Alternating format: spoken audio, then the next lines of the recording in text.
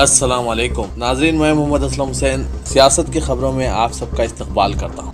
रियासत कर्नाटक के एक सरकारी स्कूल में पैगंबर इस्लाम सल्लल्लाहु अलैहि वसल्लम पर तहरीरी मुकाबला मुनक्किद करने पर श्री राम सेना ने हंगामा खड़ा कर दिया, जिसके नतीजे में इंतजामिया की तरफ से स्कूल के हेडमास्टर को मुअत्तल करना पड़ा। कर्नाटक के जिला गदग के नागावी गांव में यह वाक़ा पेश आया।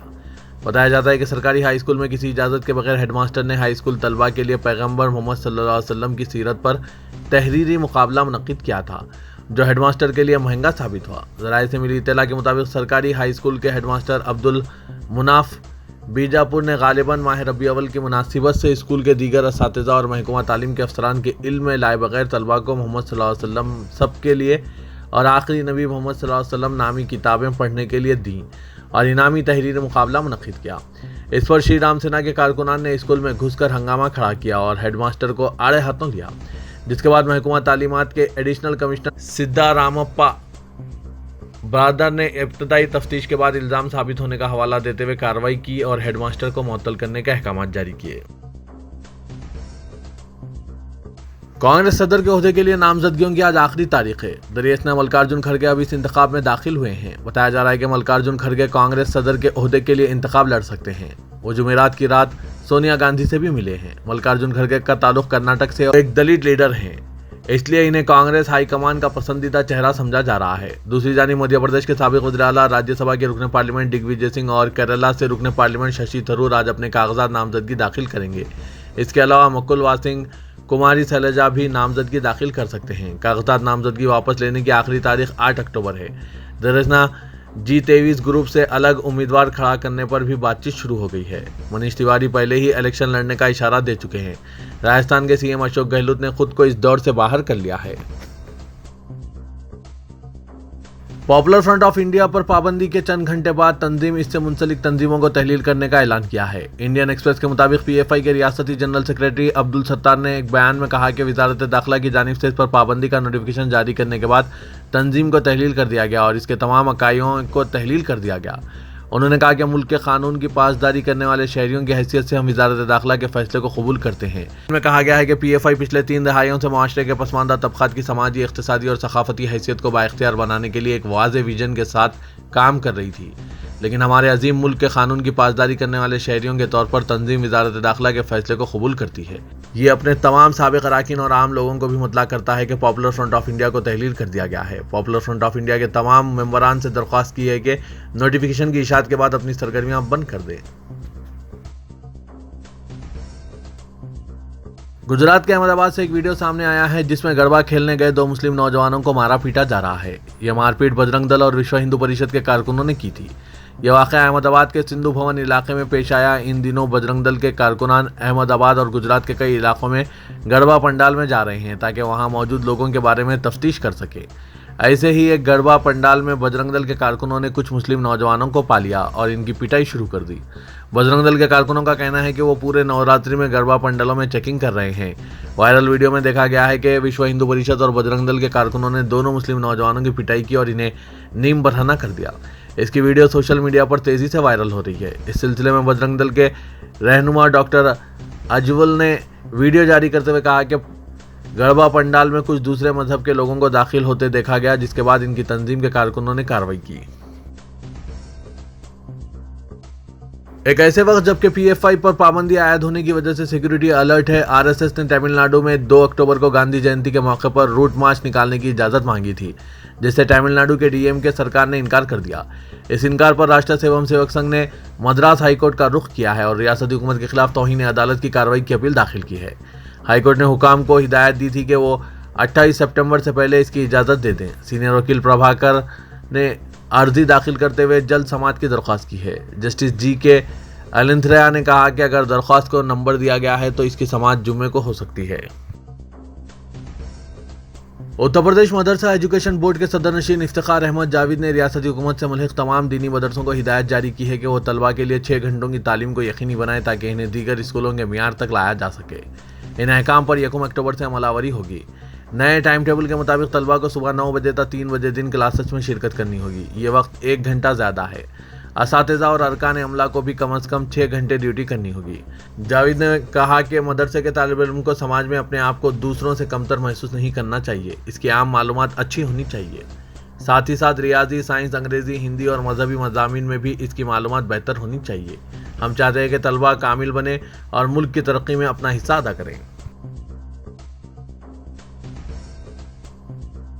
केरला हाईकोर्ट ने पॉपुलर फ्रंट ऑफ इंडिया को हिदायत दी है कि वो 23 सितंबर को अपने कायदीन की गिरफ्तारी के खिलाफ एहतजाज के लिए मनाए गए बंद के दौरान हुए नुकसानात के लिए 5 करोड़ 20 लाख रुपए मुआवजे की रकम जमा कराए। Justice A.K. जयशंकर नंबयार और जस्टिस C.P. मोहम्मद नियाज पर मुश्तमिल डिवीजन बेंच ने PFI के खिलाफ कार्रवाई का अज़खुद नोट लिया और रियासत में तमाम तहत की अदालतों को हिदायत दी कि वो मुआवजे के बगैर जमानत मंजूर ना करें। अदालत ने कहा कि तबाही में मुलविस तमाम अफराद के शख्सी असासों को जब्त करने की कार्रवाई की जाए और कमीशन कायम किया जाए जो नुकसान उठाने वालों को मुआवजा अदा करने के मामला से निपटेगा। साध्वी प्राची उत्तर प्रदेश के अलीगढ़ के नूरपुर में वाक़ मंदिर में हनुमान की मूर्ति की तनसीब के लिए पहुंची थी। यहां PFI पर पाबंदी के सवाल पर उन्होंने कहा कि यह काम सिर्फ वज़ीर-ए-आज़म नरेंद्र मोदी, वज़ीर दाखिला अमित शाह और NSA अजीत डोयल ही कर सकते थे। PFI पर 10 साल पहले पाबंदी लगनी चाहिए थी, लेकिन पिछली हुकूमतों में दहशतगर्दों को च्यवनप्राश खिलाया करते थे। साध्वी प्राची ने PFI पर शदीद हमला किया। उन्होंने कहा कि कुछ दुश्मन मुल्क को हिलाने के लिए काम कर रहे थे, लेकिन हुकूमत ने दुश्मनों की नाक में कील ठोकने का काम किया है। साध्वी ने कहा कि PFI के लोग मुल्क मुखालिफ सरगर्मियों में मुलविस थे और नौजवानों को गुमराह करके ट्रेनिंग दी जा रही थी। यही वजह है कि PFI पर 5 साल की पाबंदी लगा दी गई। इसके साथ ही साध्वी प्राची ने कहा कि हिंदू अपने बच्चों को मैदान में भेजें, तभी दुश्मन तबाह होगा। हिंदुओं को मुत्तहिद होने की जरूरत है। इसके साथ साध्वी प्राची ने कहा कि हिंदुओं को अपने घरों में भगत सिंह को पैदा करना होगा।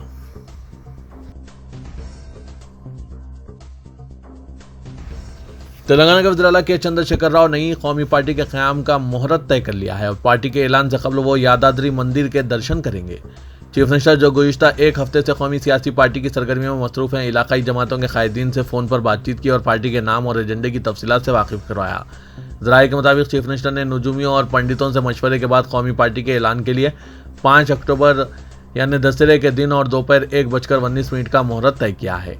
इस दिन TRS मुकन्नना पार्टी का इजलास तलब किया जाएगा, जिसमें अरकान पार्लियामेंट व असेंबली की राय हासिल करके पार्टी का ऐलान किया जाएगा। चीफ मिनिस्टर के करीबी ज़राए के मुताबिक 30 सितंबर को चीफ मिनिस्टर यादाद्री में लक्ष्मी नरसिम्हा स्वामी मंदिर में खुसूसी पूजा में हिस्सा लेंगे।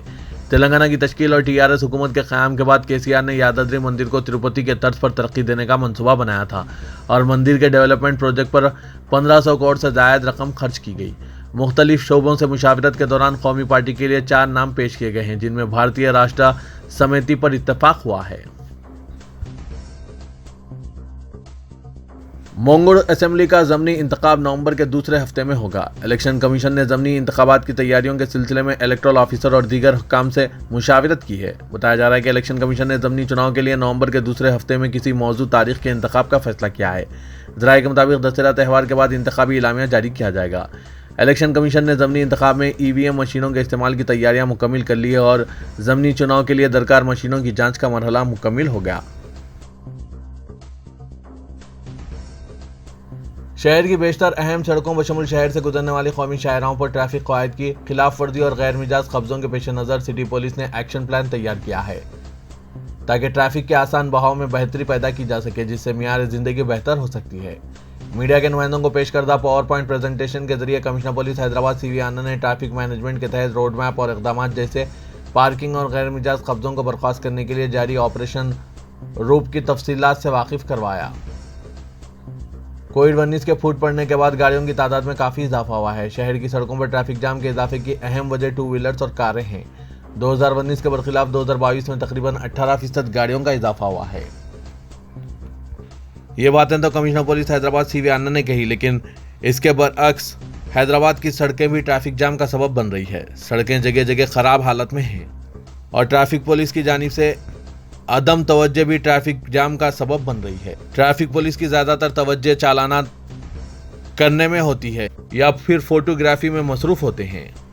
कमिश्नर पुलिस ने कहा कि 2019 के बरखिलाफ 2022 में तकरीबन 18% गाड़ियों का इजाफा हुआ है। इस तरह सड़कों पर चलने वाली गाड़ियों की तादाद 77,65,487 हो गई है।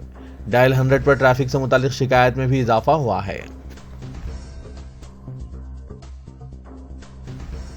मलून रुकन असेंबली राजा सिंह की परेशानियों में दिन ब दिन इजाफा होता जा रहा है। एक तरफ आज PD एक्ट नाफिज करने के खिलाफ मुशावरती बोर्ड ने दरख्वास्त की समाअत की, तो दूसरी तरफ सुप्रीम कोर्ट ने राजा सिंह के खिलाफ दायर एक दरख्वास्त को समाअत के लिए कबूल कर लिया है। दरख्वास्त गुजार टीआरएस उम्मीदवार प्रेम सिंह ने कहा कि 2018 में इंतखाबी हलफनामे में राजा सिंह ने फौजदारी मुकदमात की तफसील दर्ज नहीं की, जिस पर 1 अक्टूबर तक जवाब दाखिल करने की मोहलत दी गई। पीडीआई एक्ट मुशावरती बोर्ड चेयरमैन भास्कर राव की क़यादत में बोर्ड ने समाअत की और रुकन असेंबली बजरिए वीडियो कॉन्फ्रेंस हाजिर होकर पीडीआई एक्ट के खिलाफ राजा सिंह की बीवी हाईकोर्ट से रुजू हुई थी। मंगलहाट पुलिस ने भी अपना जवाब एडवाइजरी बोर्ड को दाखिल कर दिया और एडवाइजरी बोर्ड ने अपना फैसला महफूज रखा है।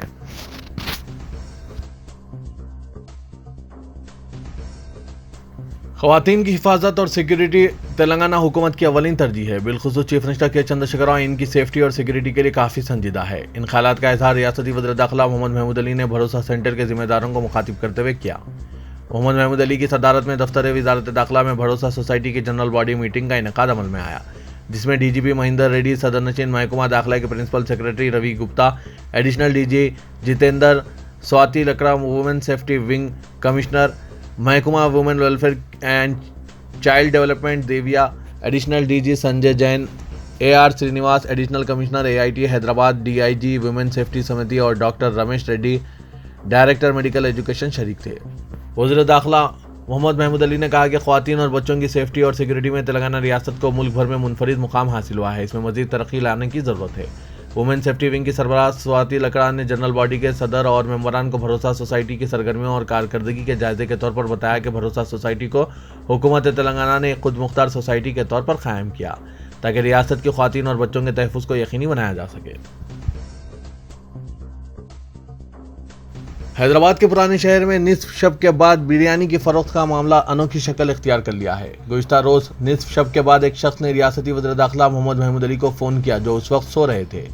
महमूद अली ने यह सोचकर फ़ोन उठाया कि कोई संगीन मामला होगा, मगर फ़ोन करने वाले शख्स ने अजीब व गरीब सवाल करते हुए वज़ीर दाखिला से जानना चाहा कि बिरयानी की होटलें कब तक खुली रखी जा सकती है। यह सवाल सुनकर वज़ीर दाखिला को गुस्सा आ गया। उन्होंने फ़ोन करने वाले शख्स पर बरहमी जाहिर करते हुए कहा कि वो वज़ीर दाखिला हैं, इनके पास हल करने के लिए सैकड़ों मसाइल रहते हैं और आपको बिरयानी की फ़रोख्त का मसला सता रहा है। आधी रात के बाद फ़ोन करने पर इजहार नाराज़गी जाहिर करते हुए मोहम्मद महमूद अली ने कहा कि 11 से 12 बजे तक ही ताख़ीर हो रही है, इसलिए 11 बजे तक होटलों को बंद कर देना चाहिए। यहाँ इस बात का तज़किरा ज़रूरी है कि मजलिस की जानिब से शहर में निस्फ शब के बाद होटलें खुली रखने का मुतालबा करते हुए गुज़िश्ता दिनों कमिश्नर पुलिस से नुमाइंदगी की थी, जिस पर जायज़ा लिया जा रहा है कि रात 1 बजे तक होटलों को खुले रखने की इजाज़त दी जा सकती है। लेकिन वज़ीर दाखिला ने कहा कि रात 11 बजे तक ही होटलों को बंद कर देना चाहिए।